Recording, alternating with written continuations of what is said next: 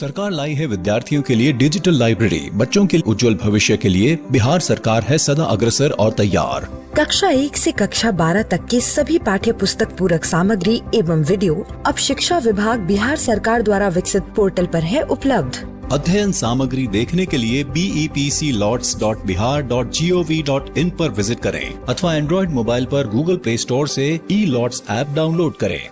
शिक्षकों, अभिभावकों एवं बच्चों से अनुरोध है कि इस लाइब्रेरी का अधिक से अधिक लाभ उठाएं और अपनी पढ़ाई जारी रखें। हेलो बच्चों, कैसे हो आप सब? एक बार फिर से आप सभी का स्वागत है बिहार सरकार के मेरा दूरदर्शन मेरा विद्यालय कार्यक्रम में। बच्चों, हम उम्मीद करते हैं कि आप सभी अपने घर पर सुरक्षित होंगे और अच्छे से पढ़ाई कर रहे होंगे। कर रहे हैं ना बच्चों? हाँ, पढ़ाई करना बहुत आवश्यक है, तो सभी लोग अच्छे से पढ़ाई कीजिएगा। और याद तो होगा ही आप सभी को क्या करना होता है एपिसोड देखने के बाद। एपिसोड देख लेने के बाद आपको अपने किताब से सवालों को हल करना होता है। हम शुरू करते हैं आज का एपिसोड। हेलो दोस्तों, आज की इस वीडियो में हम तरल पदार्थों के यांत्रिक गुणों का दूसरा भाग समझेंगे। दोस्तों, आज की इस वीडियो में हम समझेंगे कि वायुमंडलीय दाब तथा गैस दाब क्या होता है, जिसके बाद हम देखेंगे कि पास्कल का नियम क्या कहता है। तो चलिए दोस्तों शुरू करते हैं। सबसे पहले हम देखते हैं कि वायुमंडलीय दाब तथा गैस दाब किसे कहते हैं। दोस्तों, किसी बिंदु पर वायुमंडलीय दाब उस बिंदु के एकांक अनुप्रस्थ काट वाले क्षेत्रफल पर उस बिंदु के वायुमंडल के शीर्ष तक की वायु के स्तंभ के भार के बराबर होता है। वायुमंडलीय दबाव को पारे की ऊर्ध्वाधर युग्म के रूप में मापा जाता है।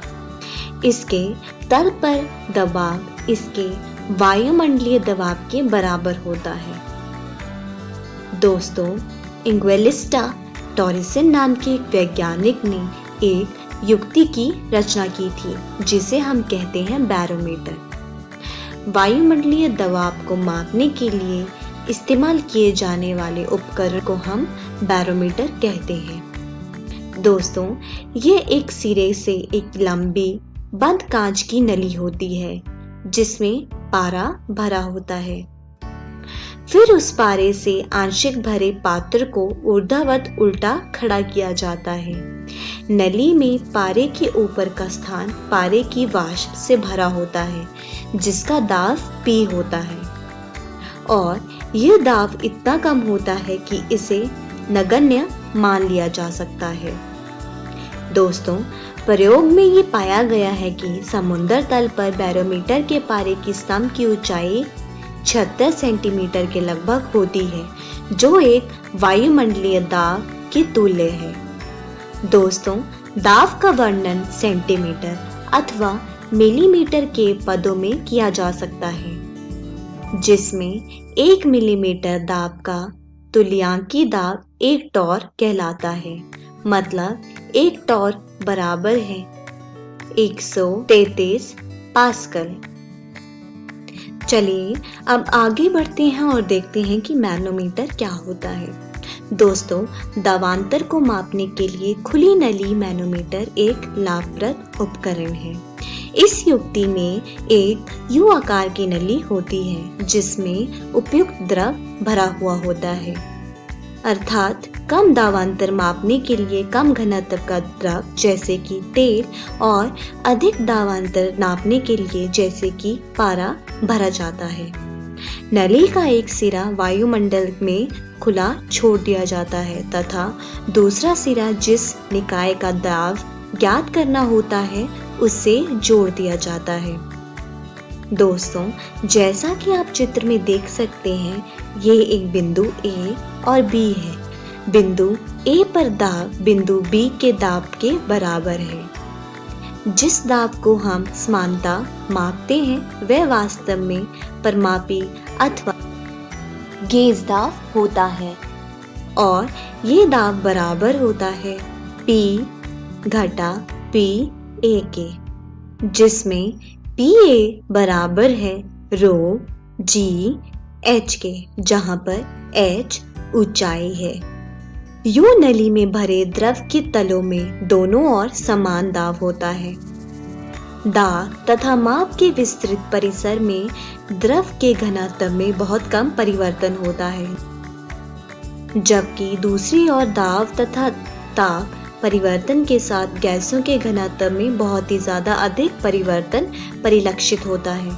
अतः गैसों की तुलना में विपरीत द्रव्यों को अत्यधिक रूप में असंपीड़ित माना जाता है। चलिए दोस्तों, अब आगे बढ़ते हैं और देखते हैं कि पास्कल का नियम क्या कहता है। दोस्तों, जैसा कि हम जानते हैं कि विराम अवस्था में द्रव के अभ्यंतर में सभी दिशाओं में दाब समान रूप से कार्य करता है। फ्रांसीसी वैज्ञानिक ब्लेस पास्कल ने पाया कि यदि सभी बिंदु एक ही ऊंचाई पर होंगे तो विराम स्थिति में तरल के सभी बिंदुओं पर दाब समान होगा। और इस सत्य को हम भली भांति एक उदाहरण से समझा सकते हैं। चलिए दोस्तों, अब देखते हैं कि ये उदाहरण क्या है। दोस्तों, मान लीजिए कि कोई एक अवयव है जो कि विराम अवस्था में किसी तरल के अभ्यंतर है। यह अवयव ABC और DEF एक समकोण प्रिज्म के रूप में है। प्रिज्मीय अवयव आकार में बहुत छोटा है, इसलिए इसका प्रत्येक बिंदु तरल के पृष्ठ के समान गहराई पर माना जा सकता है और इसलिए प्रत्येक बिंदु पर गुरुत्व का प्रभाव समान होगा। दोस्तों, इस अवयव पर आपातित बल शेष तरल के कारण है, जैसा कि आप चित्र में देख सकते हैं। तरल के कारण आरोपित बल पृष्ठों के अभिलंब कार्य करता है। तो इस चित्र के अनुसार तरल द्वारा इस अवयव पर आरोपित दाबों PA, PB तथा PC के तदनुरूपी बल FA, FB तथा FC क्रमशः फलकों DEFC, ADFC तथा ADEB पर अभिलंबित आपातित होते हैं, जैसा कि आप यहाँ पर देख सकते हैं। यहाँ पर जो फलक हैं वो हैं AA, AB तथा AC। तो इसके अनुसार समयावस्था से हमारे पास जो समीकरण आया है वो है FB sin थीटा बराबर FC और FB cos थीटा बराबर FA। अतः ज्यामितीय से हमारे पास जो आया है वो है AB sin थीटा बराबर AC और AB cos थीटा बराबर AA। तो इस सब के अनुसार जो हमारे पास समीकरण आएगा वो है FB भाग AB बराबर FC भाग AC बराबर FA भाग AA। मतलब PB बराबर PC बराबर PA, जिसका मतलब है कि विराम अवस्था में द्रव के अभ्यंतर के सभी दिशाओं में दाब समान रूप से कार्य करेगा। विराम अवस्था में दाब तरल के भीतर किसी क्षेत्रफल पर अभिलंबित होता है, चाहे क्षेत्रफल किसी भी स्थिति में हो। तो दोस्तों, आज की इस वीडियो में हमने सीखा कि वायुमंडलीय दाब तथा गैस दाब किसे कहते हैं, जिसके बाद हमने देखा कि पास्कल का नियम क्या कहता है। दोस्तों, अगली वीडियो में हम देखेंगे कि द्रव चालित मशीन क्या होती है, जिसके बाद हम देखेंगे कि बर्नौली का सिद्धांत क्या होता है। दोस्तों, मैं आशा करती हूँ आपको ये वीडियो अच्छे से समझ आया होगा। तब तक आप अपनी पाठ्य पुस्तक से इन सारे विषयों को दोहराने की कोशिश कीजिएगा। धन्यवाद।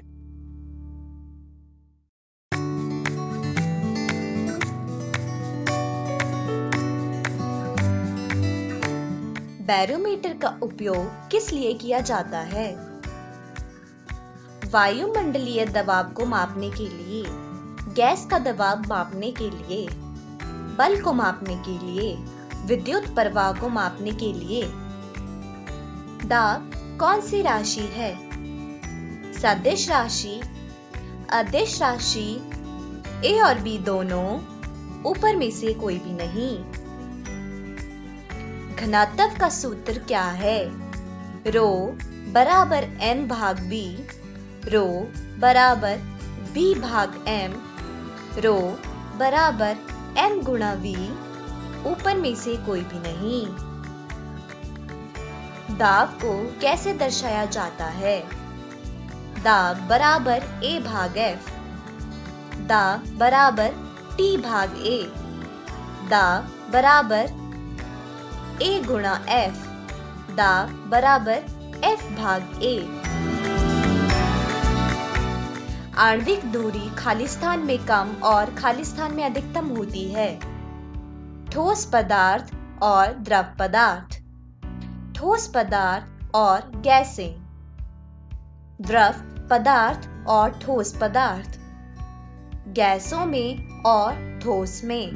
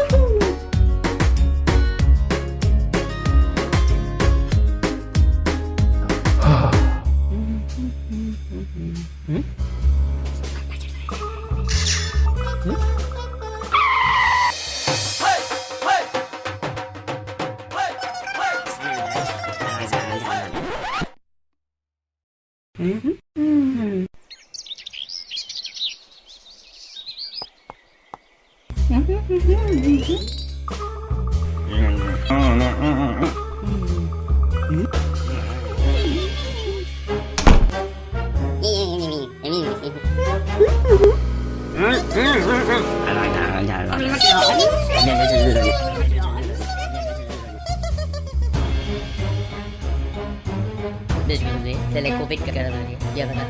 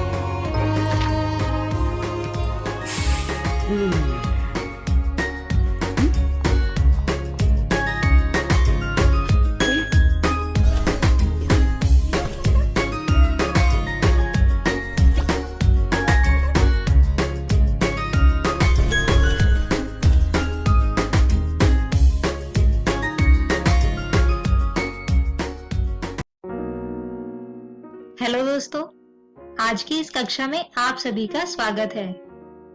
आज के इस वीडियो में हम अध्याय 13 नाभिक का तीसरा और अंतिम भाग समझेंगे। और दोस्तों, इसी के साथ इस वीडियो में हम पढ़ेंगे नाभिकीय ऊर्जा, विखंडन, नाभिकीय रिएक्टर और नाभिकीय संलयन यानी तारों में ऊर्जा के जनन को। तो आइए शुरू करते हैं पहले विषय नाभिकीय ऊर्जा के साथ। दोस्तों, इस चित्र में दर्शाए गए प्रति न्यूक्लियन बंधन ऊर्जा यानी EBN वक्र में A बराबर 30 एवं A बराबर 170 के बीच एक लंबा सपाट भाग है। इस भाग में प्रति न्यूक्लियन बंधन ऊर्जा लगभग अचर यानी 8 मेगा इलेक्ट्रॉन वोल्ट है। हल्के नाभिक जिनकी द्रव्यमान संख्या 30 से कम है तथा भारी नाभिक जिनकी द्रव्यमान संख्या 170 से अधिक है, इसमें हम पहले ही देख चुके हैं कि प्रति न्यूक्लियन बंधन ऊर्जा 8 मेगा इलेक्ट्रॉन वोल्ट से कम है। अर्थात किसी भारी नाभिक के 2 या 2 से अधिक माध्यमिक द्रव्यमान खंडों अथवा हल्के नाभिकों का किसी भारी नाभिक में संयोजन होता है। दोस्तों, कोयले एवं पेट्रोलियम जैसे पारंपरिक ऊर्जा स्रोतों में ऊष्माक्षेपी रासायनिक अभिक्रियाएं होती हैं। यहाँ विमुक्त होने वाली ऊर्जा इलेक्ट्रॉन वोल्ट की कोटि की होती है, जबकि किसी नाभिकीय प्रक्रिया में मेगा इलेक्ट्रॉन वोल्ट कोटि की ऊर्जा विमुक्त होती है।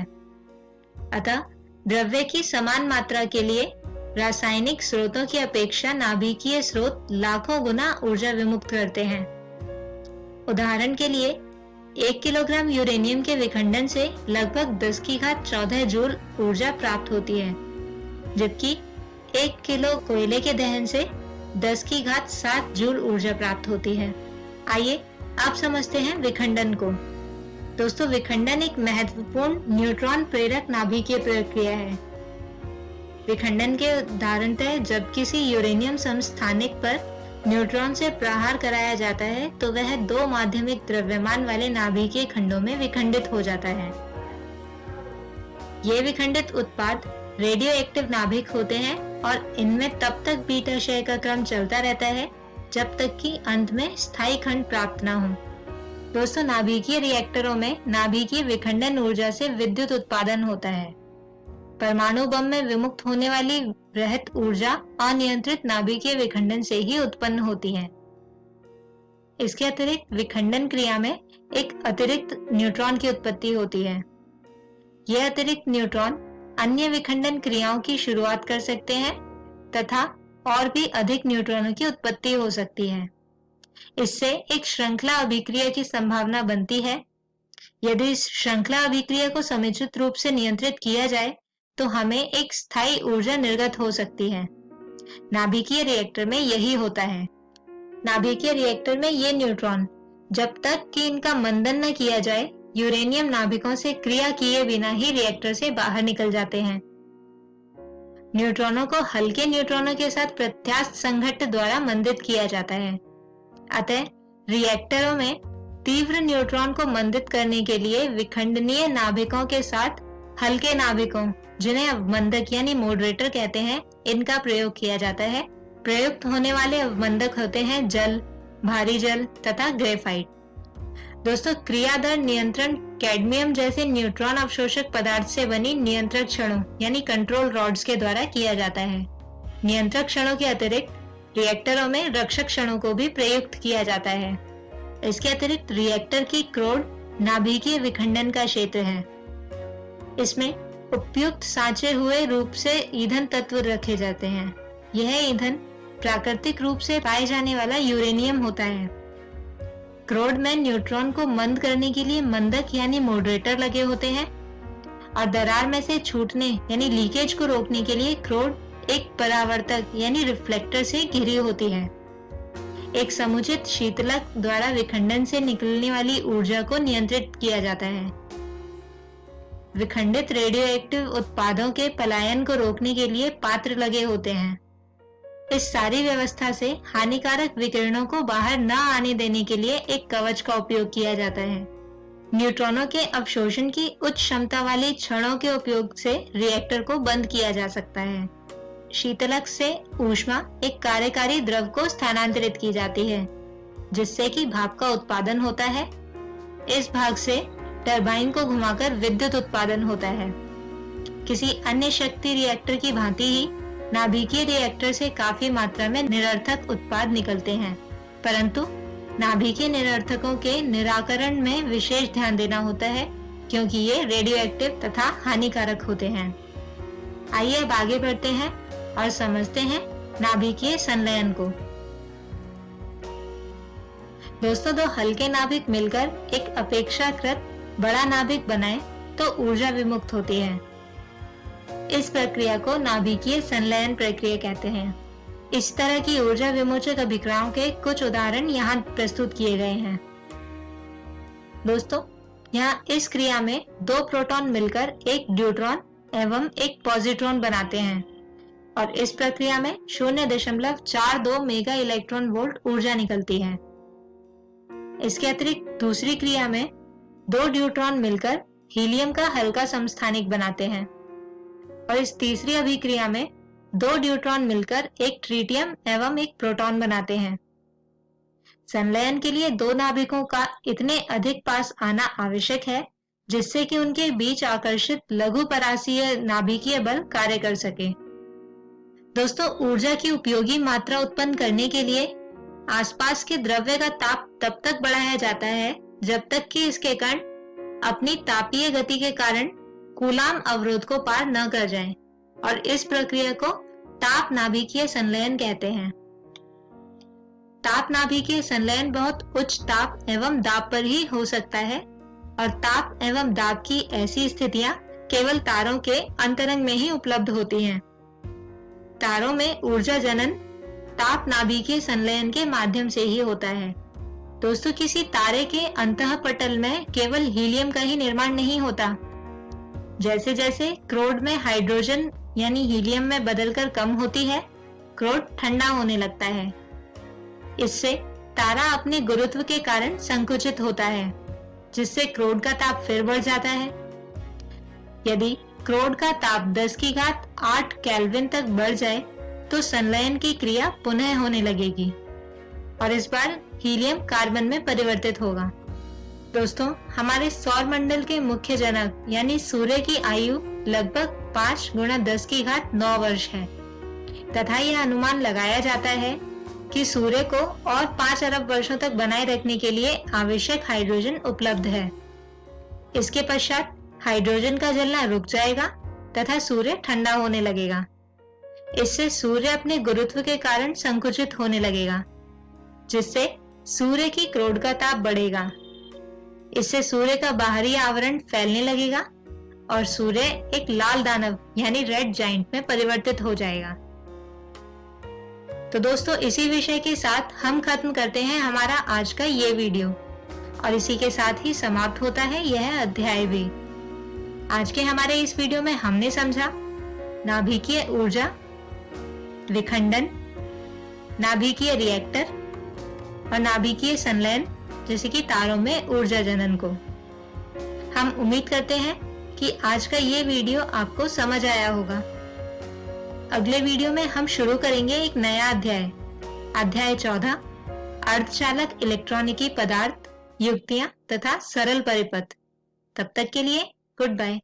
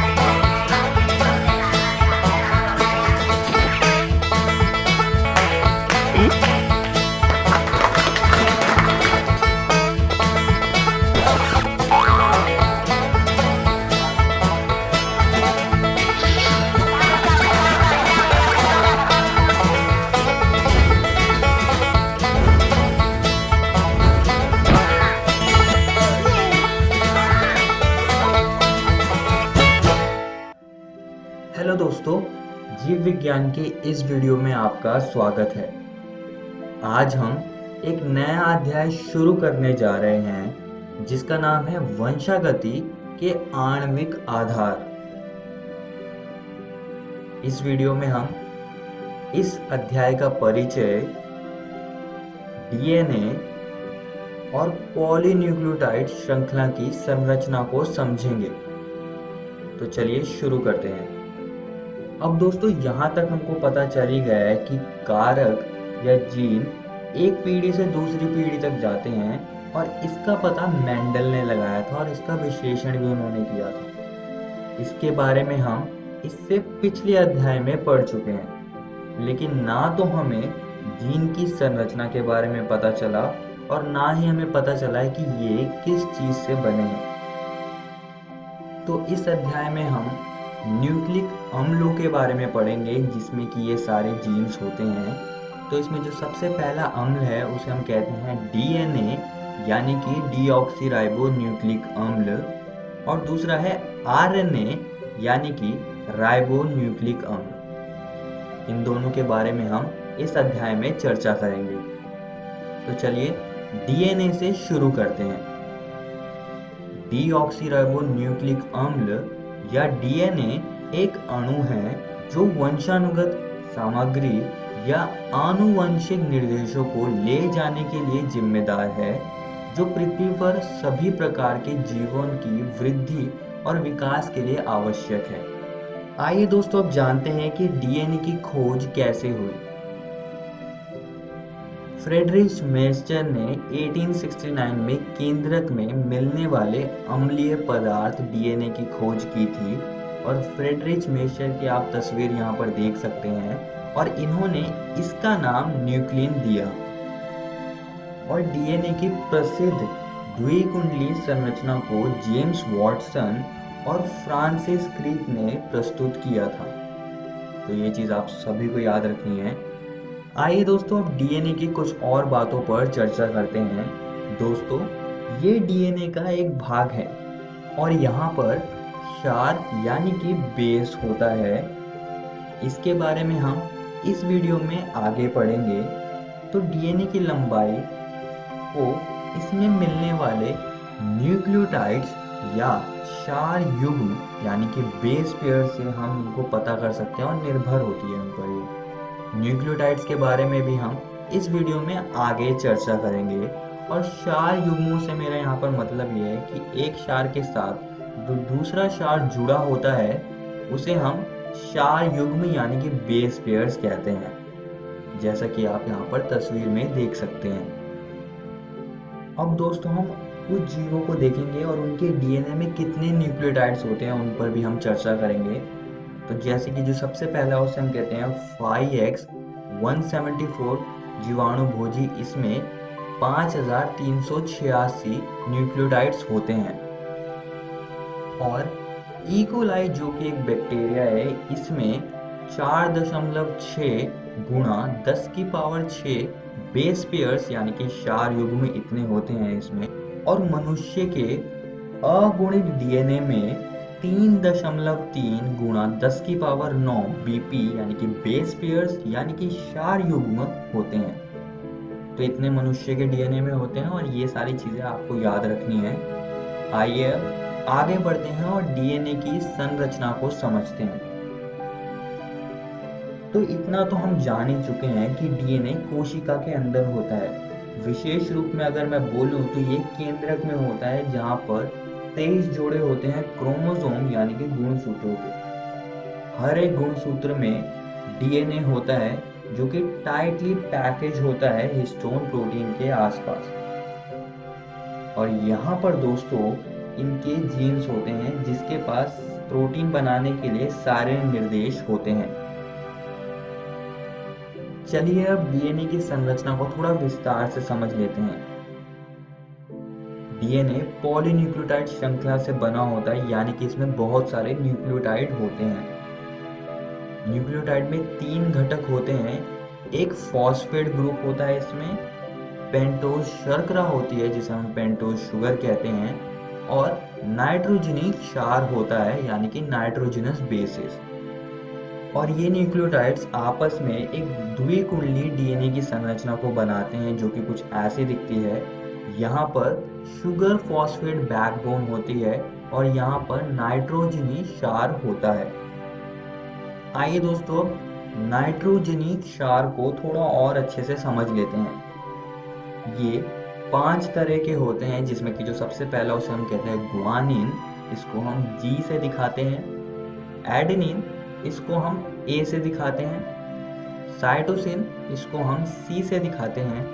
थायमिन, इसको हम T से दिखाते हैं। और 5वां होता है यूरासिल, जिसको हम U से दिखाते हैं। गुआनिन और एडेनिन प्यूरिन्स होते हैं, जो कि डबल रिंग संरचनाएं होती है, यानी कि इनमें 2 रिंग होती है, और जैसे कि आप इसमें देख भी सकते हैं। और दूसरी ओर साइटोसिन, थायमिन और यूरासिल पैरामिडिन्स होते हैं, और ये सिंगल रिंग संरचनाएं होती हैं, जिसमें कि एक रिंग आप देख सकते हैं। और दोस्तों, आपको यहाँ पर एक और बात ध्यान रखनी है कि यूरासिल ये आरएनए के अंदर होता है थायमिन की जगह पर। इसके बारे में हम आने वाले वीडियोस में पढ़ेंगे, और यहाँ तक आपको सिर्फ इतना ही याद रखना है। आइए अब आगे बढ़ते हैं और न्यूक्लियोसाइड और न्यूक्लियोटाइड को समझते हैं। अब ये दोनों ही शब्द एक जैसे लग रहे हैं, तो आपको ध्यान से ये चीज सुननी है। इसमें हम सबसे पहले एन ग्लाइकोसिडिक लिंकेज के बारे में समझेंगे। नाइट्रोजनी क्षार नाइट्रोजन ग्लाइकोसिडिक बंध द्वारा पेंटोज शर्करा से जुड़कर न्यूक्लियोसाइड बनाता है। तो इस बात से हमें ये पता चल रहा है कि न्यूक्लियोसाइड कैसे बनता है। इसमें नाइट्रोजनी क्षार एन ग्लाइकोसिडिक लिंकेज की मदद से पेंटोज शर्करा से जुड़ा होता है। तो इस स्ट्रक्चर को या इस संरचना को हम न्यूक्लियोसाइड कहते हैं, जिसमें कि नाइट्रोजनी क्षार होता है और पेंटोज शर्करा होती है। अब दोस्तों, हम आगे बढ़ेंगे और फॉस्फोएस्टर लिंकेज को समझेंगे। जब फॉस्फेट समूह फॉस्फोएस्टर बंध द्वारा न्यूक्लियोसाइड से जुड़ा जाता है, तब संबंधित न्यूक्लियोटाइड्स का निर्माण होता है। जैसे कि डीएनए के केस में डीऑक्सी न्यूक्लियोटाइड्स होते हैं, और ये सारी चीजें उपस्थित शर्करा के प्रकार पर निर्भर रहती है।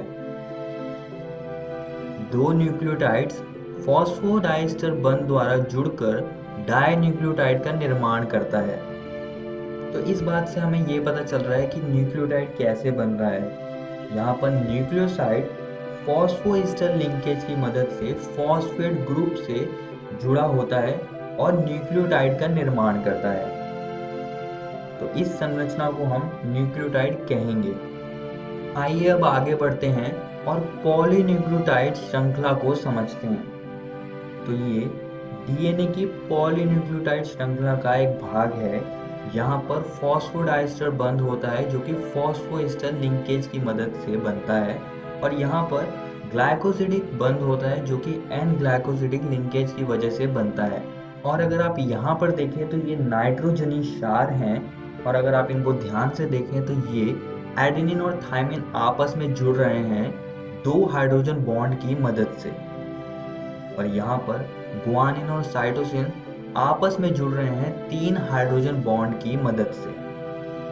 और दोस्तों, यहाँ पर 5 प्राइम किनारा होता है और यहाँ पर 3 प्राइम किनारा होता है।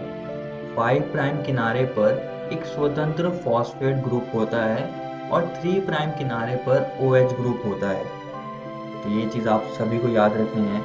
आइए अब डीएनए अनुक्रम को समझते हैं।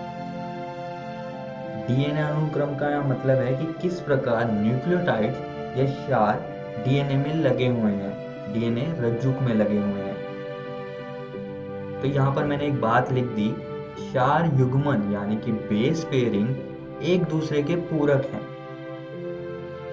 अब इस बात से हमें क्या पता चल रहा है, चलिए हम इसको एक उदाहरण से लेते हैं। यहाँ पर मैंने एक डीएनए रज्जुक का अनुक्रम लिख दिया है। तो अगर आप इसको ध्यान से पढ़ें, क्षार युग्मन एक दूसरे के पूरक हैं। तो इस बात से हम इसके दूसरे रज्जुक का अनुक्रम का हम पता लगा सकते हैं, उसकी हम कल्पना कर सकते हैं कि उसका सीक्वेंस या अनुक्रम क्या होगा। तो आप इसकी कल्पना कीजिए और इसको कॉपी में लिखने की कोशिश कीजिए।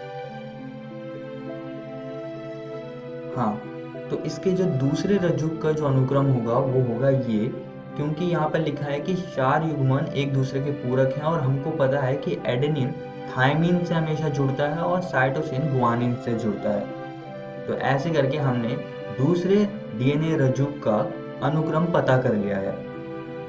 और आप यहाँ पर एक और चीज देख सकते हैं कि दोनों श्रृंखला प्रति समानांतर ध्रुवणता वाली हैं। इसका मतलब है कि एक श्रृंखला की ध्रुवणता 5 प्राइम से 3 प्राइम की ओर होगी तो दूसरी की ध्रुवणता होगी 3 प्राइम से 5 प्राइम की ओर। तो ये चीज आप सभी को याद रखनी है। चलिए अब आगे बढ़ते हैं और सेंट्रल डोग्मा को समझते हैं। अगर मैं आपको सरल शब्दों में बताऊं तो जो डीएनए होता है वो अनुलेखन यानी कि ट्रांसक्रिप्शन की प्रक्रिया से एमआरएनए में बदलता है और एमआरएनए रूपांतरण यानी कि ट्रांसलेशन के प्रक्रिया से प्रोटीन का निर्माण करता है। लेकिन कुछ वायरसेस में रिवर्स ट्रांसक्रिप्शन भी होता है, जिसमें कि जो आरएनए है वो रिवर्स ट्रांसक्रिप्शन के प्रोसेस की वजह से डीएनए में वापस बदलता है। इस वीडियो में हमने डीएनए के बारे में बात करी, जिसमें कि हमने डीएनए की संरचना और इसकी पॉलीन्यूक्लियोटाइड श्रृंखला के बारे में चर्चा करी। और दोस्तों, मैं आप सभी को एक और बात बताना चाहता हूँ कि आज हमने आपकी एनसीईआरटी किताब के ये 2 टॉपिक्स को ख़त्म कर लिया है। आप इनको ज़रूर घर से किताब से पढ़कर आइएगा। अगली वीडियो में हम डीएनए कुंडली का पैकेजिंग, आनुवंशिक पदार्थ की खोज और आनुवंशिक पदार्थ के गुणों के बारे में चर्चा करेंगे। धन्यवाद।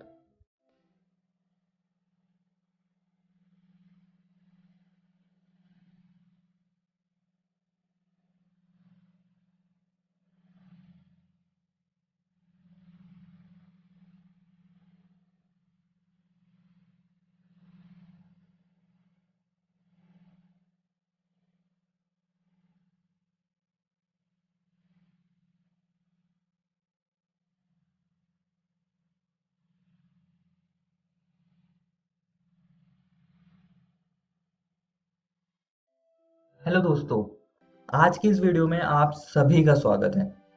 आज हम आपका अध्याय विकास का भाग 4 पढ़ने जा रहे हैं। पिछली वीडियो में हमने जैव विकास, विकास की क्रियाविधि और हार्डी-वेनबर्ग सिद्धांत को पढ़ा था। इस वीडियो में हम हार्डी-वेनबर्ग सिद्धांत को जारी रखेंगे और इसकी कुछ और महत्वपूर्ण बातों पर चर्चा करेंगे। तो चलिए शुरू करते हैं। सबसे पहले हम हार्डी-वेनबर्ग सिद्धांत को प्रभावित करने वाले कारकों को समझेंगे। ये कारक संख्या में 5 हैं। तो सबसे पहला जो कारक है उसको हम कहते हैं जीन पलायन या जीन प्रवाह। दूसरा कारक है आनुवंशिक विचलन। तीसरा कारक है उत्परिवर्तन।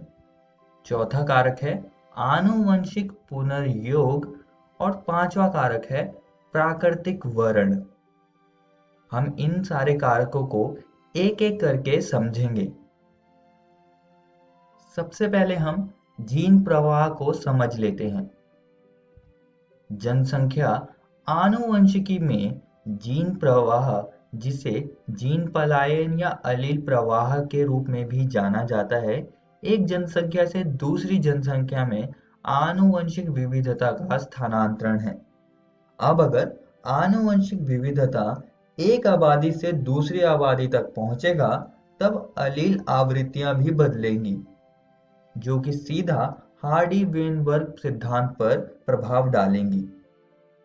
अगला कारक है आनुवंशिक विचलन।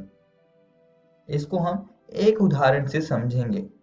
मान लो ये लड़का साइकिल चलाते हुए रास्ते से जा रहा है। अब इसने अपने आसपास नहीं देखा, लेकिन रोड पर कुछ कीड़े भी थे और इसने कुछ कीड़ों पर गलती से साइकिल चढ़ा दी और उनको कुचल दिया। हाँ, गलती से, जानबूझकर तो ऐसा कोई भी नहीं करेगा।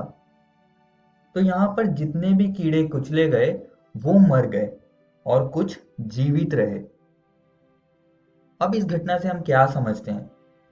अब यहाँ पर जो कीड़े इस घटना से जीवित रहे, क्या उनके पास कोई अनोखी शक्तियां थी जिससे कि वे बच गए, या वो वेल अडेप्टेड थे जो कि इस घटना से उन्हें बचा ले गया? तो इसका सीधा सा जवाब है कि कीड़े यहाँ पर जो बचे हैं वो सिर्फ भाग्यशाली थे और उनके पास कोई भी शक्तियां वगैरह नहीं थी। तो ये एक रैंडम घटना थी और जो कीड़े यहाँ पर कुचल दिए गए वो सिर्फ गलत जगह पर गलत जगह पर थे, और यही आनुवंशिक विचलन है। तो ये जो आनुवंशिक विचलन है ये अलील आवृत्तियों को बदल सकता है। दूसरे शब्दों में अलील आवृत्तियों का भाग्य से बदलना ही आनुवंशिक विचलन कहलाता है। तो इससे भी हार्डी वेनबर्ग सिद्धांत पर असर होगा। अब दो तरह से आनुवंशिक विचलन हो सकता है। पहला है बॉटलनेक इफेक्ट और दूसरा है संस्थापक प्रवाह। इनको हम एक एक करके समझेंगे। सबसे पहले हम बॉटलनेक इफेक्ट को समझ लेते हैं। पर्यावरणीय घटनाओं या मानव गतिविधियों के कारण जनसंख्या के आकार में तेज कमी आना ये बॉटलनेक इफेक्ट कहलाता है। इस तरह की घटनाओं से जनसंख्या के जीन पूल में विविधता कम हो सकती है। अब इस इफेक्ट को हम बॉटल से याद रखेंगे और इसको हम बॉटल से ही समझेंगे। मान लो हमारे पास एक बॉटल है और इस बॉटल में कुछ टॉफियां पड़ी हुई हैं। ये टॉफी यहां पर जनसंख्या का प्रतिनिधित्व कर रही है। अब अगर हम इस बॉटल को हिलाएं तो कुछ टॉफी बाहर आ जाएगी। अब ये इनमें से जो टॉफियां बाहर आई, क्या ये बॉटल की सारी आबादी की आवृत्तियों को दिखा रही है? नहीं ना। तथ्यात्मक रूप से तो ये वाली प्रकार की टॉफी तो बाहर आई भी नहीं, ये पूरी तरह से हट गई थी। तो ये भी भाग्य से हुआ है। इसको थोड़ा और अच्छे से समझने के लिए आइए एक और उदाहरण लेते हैं। ये उदाहरण हम एक प्राकृतिक आपदा जैसे कि जंगल में आग का ले लेते हैं। अब जो उत्तरजीवी होंगे जरूरी नहीं होगी कि उनके पास योग्यता वाले हों वो, बल्कि वो सिर्फ उस जगह पर होंगे जहां पर आग नहीं लगी होगी। तो उत्तरजीवी मूल आबादी को नहीं दर्शा सकते हैं। इस वजह से नई एलील आवृत्तियां होंगी जो कि उत्तरजीवी जीव दर्शाएंगे, और यही बॉटलनेक इफेक्ट है। और यहां भी अलील आवृत्ति बदल रही है, तो ये सीधा हार्डी वेनबर्ग सिद्धांत पर असर डालेंगी। एक और जगह है जहां पर हम आनुवंशिक विचलन को देख सकते हैं, वो है संस्थापक प्रवाह में। इसको हम अंग्रेजी में फाउंडर्स इफेक्ट कहते हैं। इसको भी हम एक उदाहरण से समझेंगे। मान लो ये बीज कहीं दूर से हवा के बहाव से उड़ते आ रहे हैं और एक नई जगह पर पहुंच गए। वो जगह इनके अंकुरण के लिए बहुत अच्छी थी, तो ये वहां पर विकसित हो जाते हैं। विकसित होकर ये अपनी आबादी बनाते हैं। लेकिन ऐसा जरूरी नहीं है कि ये जो आबादी बनाएंगे ये अपनी मूल आबादी के जैसी होगी या उन्हें दर्शाएंगी। ये सिर्फ एक रैंडम सैंपलिंग थी। यही फाउंडर्स इफेक्ट है, यानी कि संस्थापक प्रवाह है।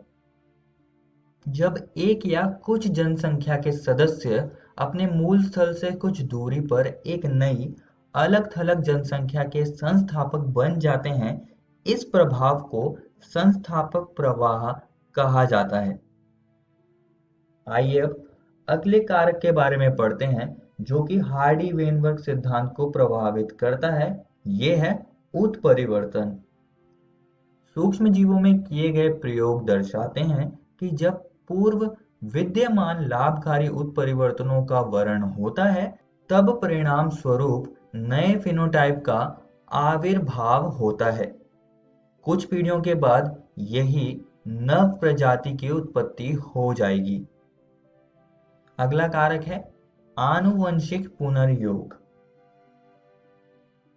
अब जब युग्मक जनन के समय पर अभिभावकों के गुणसूत्रों पर मौजूद अलील अलग हो जाते हैं और नए संयोजन बनाते हैं, तो ये चीज भी हार्डी-वेनबर्ग सिद्धांत को प्रभावित करेगी। पांचवा कारक है प्राकृतिक वर्ण। अब ये कैसे हार्डी-वेनबर्ग सिद्धांत को प्रभावित कर रहा है, इसको हम समझेंगे। प्राकृतिक वर्ण वह प्रक्रम है जिससे अधिक जीवन सम वंशानुगत विविधता को जनन के अधिक अवसर मिलते हैं और संतानें अधिक संख्या में उत्पन्न होती हैं। तो प्राकृतिक वर्ण से अलील आवृत्तियों में परिवर्तन आता है, जिससे कि हार्डी-वेनबर्ग सिद्धांत पर प्रभाव पड़ेगा। अभी जो प्राकृतिक वर्ण है, इसके इफेक्ट तीन प्रकार के हो सकते हैं। पहला है स्थायी कारक वर्ण, दूसरा है दिशात्मक वर्ण और तीसरा है विदारक वर्ण। अब हम इनको एक एक करके समझेंगे। सबसे पहले हम स्थायी कारक वर्ण को समझ लेते हैं। इसको समझने के लिए हम मानवों की ऊंचाई वाली विशेषता का उदाहरण लेंगे, जिसमें कि तीन कैरेक्टर्स आते हैं। पहला है बौना, दूसरा है मध्यम ऊंचाई वाले व्यक्ति और तीसरे हैं लंबे व्यक्ति। अब अगर प्रकृति मध्यम ऊंचाई वाले व्यक्तियों का चयन करेगी, तब हम ऐसे वर्ण को स्थायी कारक वर्ण कहेंगे और इसमें मीन कैरेक्टर वैल्यू यानी कि मध्यम ऊंचाई वाले व्यक्तियों को चुना जाएगा। पेरिफेरल कैरेक्टर वैल्यू जिसमें कि लंबे और बौने व्यक्ति आते हैं, उनको नहीं चुना जाएगा। और इसका जो ग्राफ बनेगा उसका शिखर ऊंचा होगा और पतला होगा। अगला है दिशात्मक वर्ण। इसमें भी हम वही उदाहरण लेंगे, मानव की ऊंचाई वाला उदाहरण लेंगे हम। अब अगर प्रकृति मध्यम ऊंचाई वाले व्यक्ति को छोड़कर लंबे या बौने व्यक्तियों में से किसी एक कैरेक्टर को चुनती है, तब हम ऐसे वर्ण को दिशात्मक वर्ण कहेंगे। और इस प्रकार के वर्ण में क्या होगा कि अधिक व्यक्ति मीन कैरेक्टर वैल्यू के अलावा यानी कि मध्यम ऊंचाई वाले कैरेक्टर को छोड़कर अन्य वैल्यू को प्राप्त करेंगे, जिसमें कि लंबे और बौने व्यक्ति आएंगे, इन दोनों में से कोई एक। और अगर हम इसका ग्राफ देखें तो वो एक तरफ को जाने लगेगा, जिस तरफ प्रकृति ने चुना होगा। अगला है विदारक वर्ण। अब अगर प्रकृति मीन कैरेक्टर वैल्यू यानी कि मध्यम ऊंचाई वाले व्यक्तियों को छोड़कर पेरिफेरल कैरेक्टर वैल्यू जिसमें कि दोनों बौने और लंबे व्यक्ति आते हैं, उनका अगर चयन करती है, तब हम इसे विदारक वर्ण कहते हैं। इसमें हम दोनों पेरिफेरल कैरेक्टर वैल्यू को चुनेंगे। और इसका अगर हम ग्राफ देखें तो ग्राफ के दो शिखर होंगे, क्योंकि यहाँ पर दो पेरिफेरल कैरेक्टर वैल्यू को प्रकृति ने चुना है। तो ये सारी बातें आप सभी दोस्तों को याद रखनी है। और यहाँ पर हमारा हार्डी-वेनबर्ग सिद्धांत खत्म होता है। इस वीडियो में हमने हार्डी-वेनबर्ग सिद्धांत को प्रभावित करने वाले कारकों के बारे में पढ़ा। और दोस्तों, मैं आप सभी को एक और बात बताना चाहता हूँ कि आज हमने आपकी किताब का हार्डी-वेनबर्ग सिद्धांत पूरी तरह से खत्म कर लिया है। आप इसको जरूर घर से किताब से पढ़कर आइएगा। अगली वीडियो में हम विकास का संक्षिप्त विवरण और मानव का उद्भव और विकास को समझेंगे। धन्यवाद। डर से नहीं, तैयारी से आगे कदम बढ़ाना है। रुकी जिंदगी में चहल पहल वापस फिर से लाना है। धोकर हाथ पहन कर मास्क सुरक्षित जीवन चलाना है। सुरक्षित जीवन चलाना है। डर कर नहीं, तैयारी से आगे कदम बढ़ाना है। टीकाकरण की शुरुआत हो गई है, पर पहले की तरह हमें मास्क लगाना और 2 गज की दूरी बनाए रखना अभी भी जरूरी है। स्वास्थ्य विभाग और सूचना एवं जनसंपर्क विभाग बिहार सरकार द्वारा जनहित में जारी। जीतेगा बिहार। सरकार लाई है विद्यार्थियों के लिए डिजिटल लाइब्रेरी। बच्चों के उज्जवल भविष्य के लिए बिहार सरकार है सदा अग्रसर और तैयार। कक्षा 1 से कक्षा 12 तक की सभी पाठ्य पुस्तक पूरक सामग्री एवं वीडियो अब शिक्षा विभाग बिहार सरकार द्वारा विकसित पोर्टल पर है उपलब्ध। अध्ययन सामग्री देखने के लिए bepclots.bihar.gov.in पर विजिट करें अथवा एंड्रॉइड मोबाइल पर गूगल प्ले स्टोर से ई-लॉट्स ऐप डाउनलोड करें। शिक्षकों, अभिभावकों एवं बच्चों से अनुरोध है कि इस ई लाइब्रेरी का अधिक से अधिक लाभ उठाएं और अपनी पढ़ाई जारी रखें।